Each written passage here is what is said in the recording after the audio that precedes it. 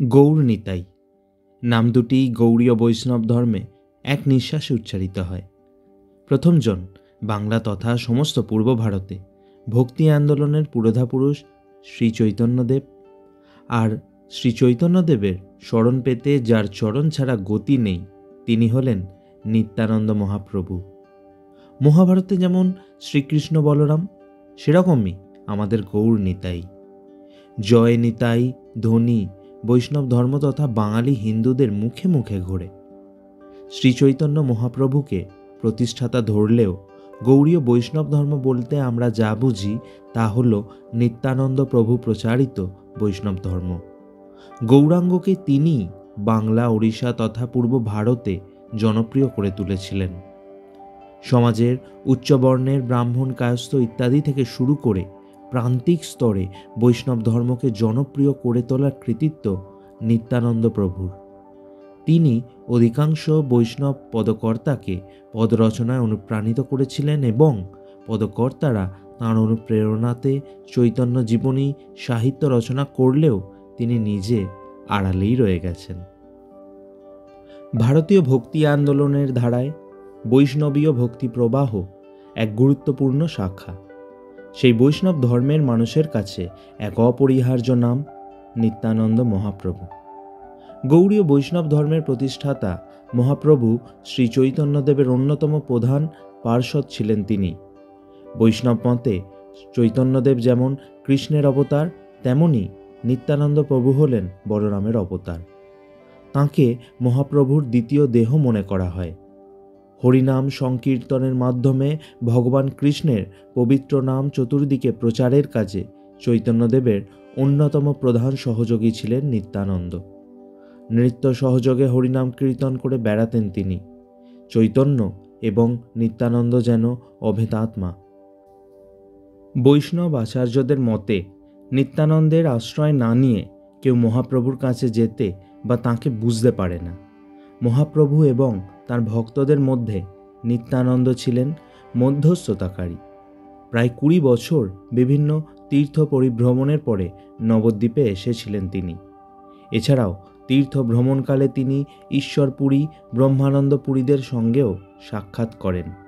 একদা কুখ্যাত জগাই মাধাইয়ের অভূতপূর্ব পরিবর্তনের নেপথ্যে মূল কাণ্ডারি কিন্তু ছিলেন তিনি। তাঁরই জন্য মহাপ্রভু বৃন্দাবনের বদলে পুরীতে অবস্থান করতেন। ভক্তদের সামনে অনেক অকল্পনীয়, অভাবনীয় লীলা প্রদর্শনের মাধ্যমে নিত্যানন্দ প্রভু তাঁদের এক অতীন্দ্রিয় আনন্দের সাগরে ডুবিয়ে দিয়েছেন বারংবার।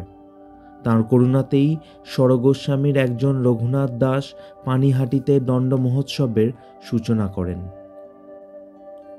আনুমানিক 1474 সালে বীরভূম জেলার অন্তর্গত কাটোয়ার পশ্চিম দিকে একচক্রা নামক গ্রামে এক ধার্মিক বাঙালি ব্রাহ্মণের ঘরে নিত্যানন্দের জন্ম হয়। একচক্রা বর্তমানে বীরচন্দ্রপুর নামে পরিচিত। সেই গ্রামে গর্ভাবাস নামে নিত্যানন্দের জন্মস্থান রয়েছে আজও। নিত্যানন্দের বাবা হারাই পণ্ডিত দরিদ্র হলেও দেবদ্বিজে তার প্রবল ভক্তি ছিল। গ্রামের সকলে বেশ মান্যগণ্য করতেন তাকে। নিত্যানন্দের মায়ের নাম পদ্মাবতী দেবী। তাঁদের পদবী আসলে ছিল ওঝা। বাবা মা ছোটবেলায় নিত্যানন্দের নাম রেখেছিল কুবের। তাঁদের আর্থিক অবস্থার নিরিখে বিচার করলে এই নাম ঠিক মানানসই নয়, তবে অন্তরের অমূল্য সম্পদে ঐশ্বর্যশালী ছিলেন নিত্যানন্দ। তিনি নিতাই নামেও পরিচিত ছিলেন জনসাধারণের কাছে। নিত্যানন্দ যখন মাতৃগর্ভে, তখন তাঁদের বাড়িতে একজন ঋষি এসেছিলেন। তিনি গর্ভবতী পদ্মাবতীকে দেখে আনন্দে আত্মহারা হয়ে ওঠেন। সেই ছদ্মবেশী ঋষি ছিলেন আসলে গর্গমুনি। তিনি ভবিষ্যৎবাণী করেছিলেন যে পদ্মাবতীর গর্ভে বলরাম ফের আবির্ভূত হবেন ধরণীতে। নিত্যানন্দকে বলরামের অবতার বলেই মনে করে গৌড়ীয় বৈষ্ণব সমাজ।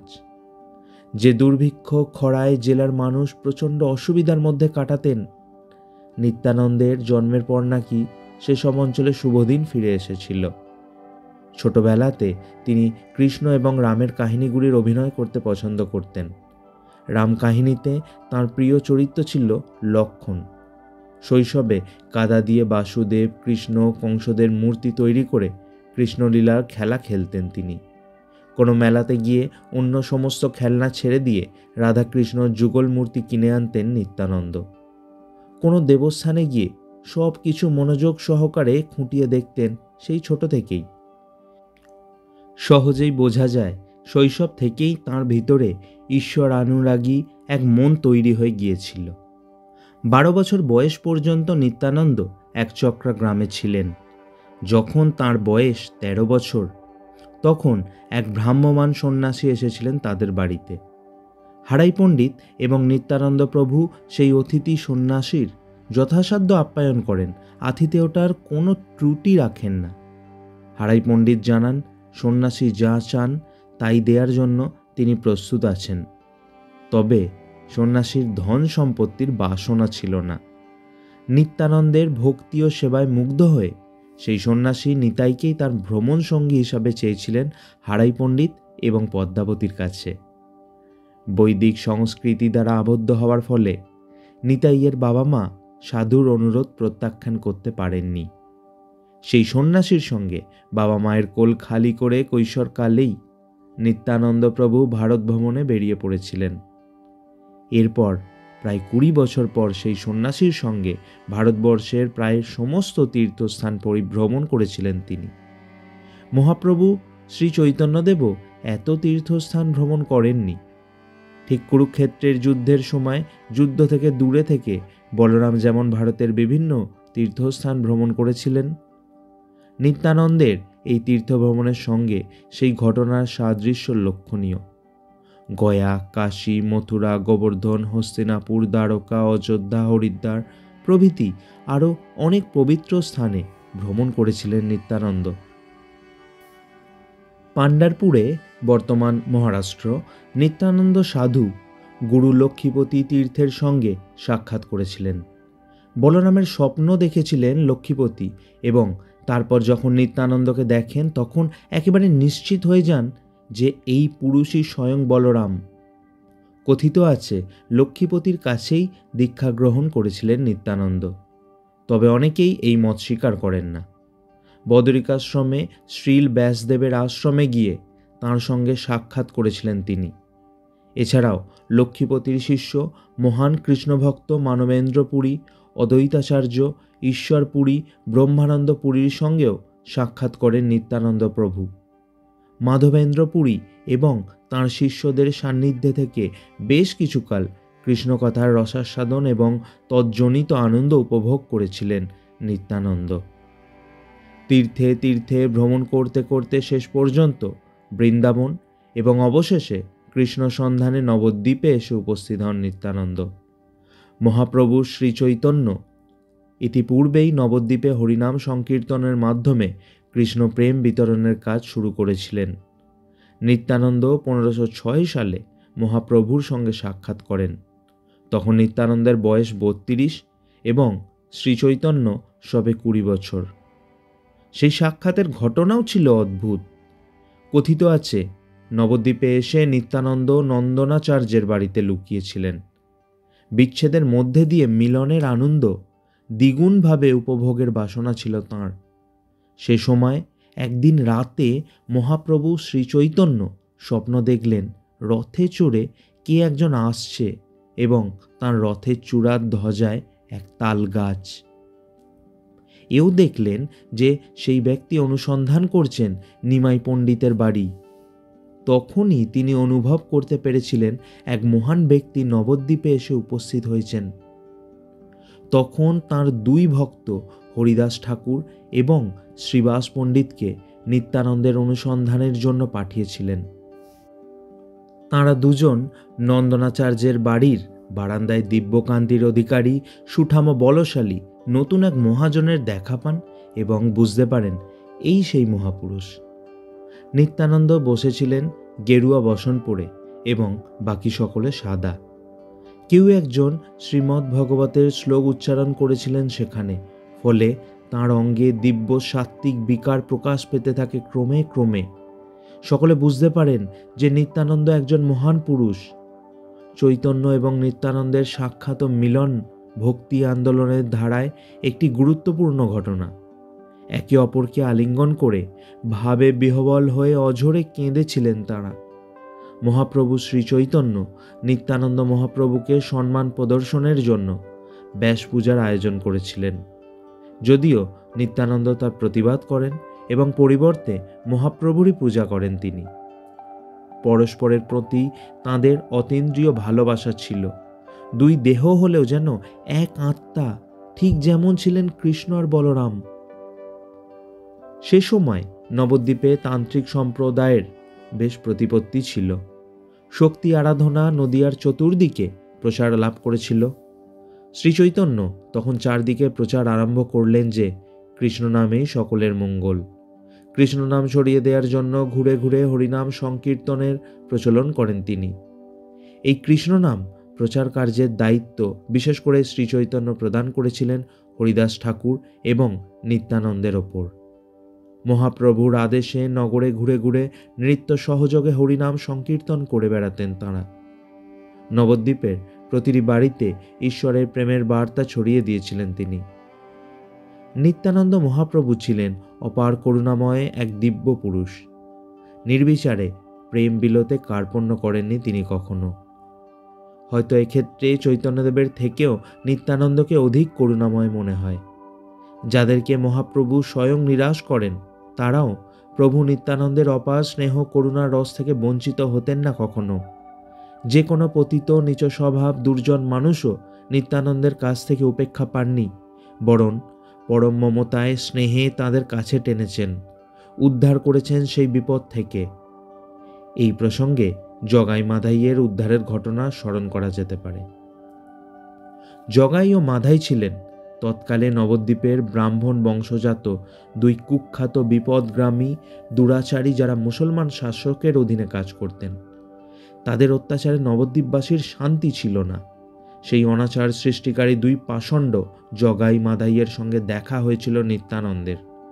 তখন এই দুই পতিত আত্মার প্রতি সমবেদনা অনুভব করেছিলেন তিনি এবং কৃষ্ণনাম ও মহাপ্রভুর মহিমা প্রচারের জন্য তাদের উদ্ধারের সংকল্প করেন।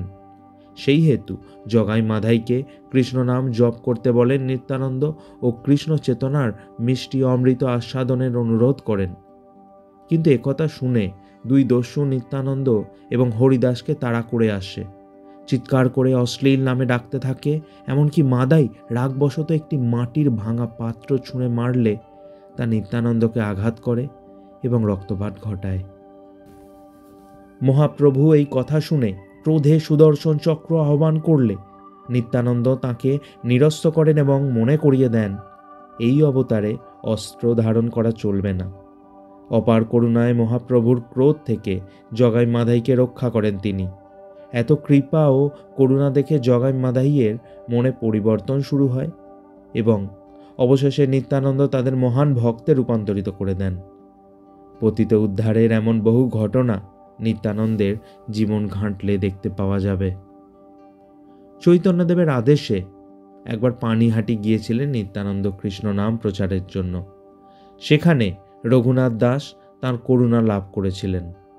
রঘুনাথ নিজেকে অযোগ্য মনে করে নিত্যানন্দের কাছে যেতে সংকোচ করছিলেন বলে নিত্যানন্দ নিজেই তাকে ডাকেন ও প্রায় জোর করেই রঘুনাথের মস্তকে নিজের চরণপদ্ম স্থাপন করেছিলেন। নিত্যানন্দ প্রভুর আদেশেই পানিহাটিতে দণ্ড মহোৎসবের সূচনা করেছিলেন রঘুনাথ। দিব্য ভাবনমাদে বিভোর হয়ে থাকতেন নিত্যানন্দ মহাপ্রভু। কখনো গঙ্গায় ঝাঁপিয়ে পড়ে কুমিরের সঙ্গে সাঁতার কাটতেন, কুমিরের মুখ খুলে তাদের হরিনাম করতে বলতেন। কখনো সম্পূর্ণ উলঙ্গ হয়ে সচিমাতার নিকটে গিয়ে হাজির হতেন। ষাঁড়ের পিঠে লাফ দিয়ে চড়ে কখনো বা নিজেকে শিব বলে ঘোষণা করতেন। তবে এসবই জনশ্রুতি। মহাপ্রভু তাঁকে নির্দেশ দিয়েছিলেন বাংলায় গিয়ে রাধাকৃষ্ণের প্রেমলীলা রস বিতরণ করতে। কিন্তু নিত্যানন্দ বঙ্গদেশে এসে কৃষ্ণ নামের পরিবর্তে দাঁড়ে দাঁড়ে গৌরাঙ্গের নাম কীর্তনের উপদেশ দিয়ে বেড়ান।